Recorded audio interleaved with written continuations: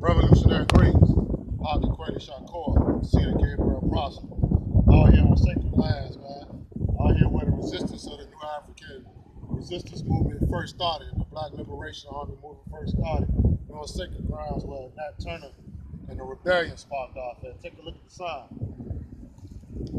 As you see on the sign, on the night of Black August 21st, 22nd, 1831, Nat Turner and his comrades, 7 miles west with a band, a group.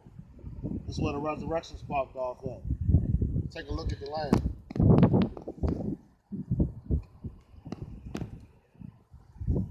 Great Nat Turner.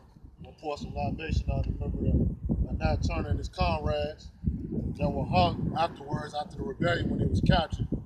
You know, a few miles from there, they took some of the ancestors that participated in the rebellion and cut their heads off and put them on the pole. And down the road is called Blackhead Post Road. So let me just pour out some libation for Nat Turner, Ashe, and all his comrades that was assassinated. Ashe, Ashe. Also, let me just touch on this real quick before I dip out of here. We all know that spirituality and resistance goes hand in hand. You can't get spirituality without the warrior. You can't get the warrior without spirituality. So with that said, that Nat Turner, rumor was that he was an Igbo from West Africa, Nigeria, Biafra.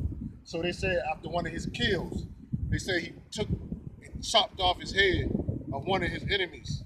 And after he cut his enemy's head off, he did an Igbo ritual. And what the Igbo ritual consisted of was the Odogwu ritual. And that ritual was, after he made his kill, he had to honor himself by putting a feather in his red cap and putting a red sash around his waistline to symbolize the kill that he made. So with that being said, what I'm trying to spell to you, you cannot get spirituality without resistance. You cannot get revolution without spirituality.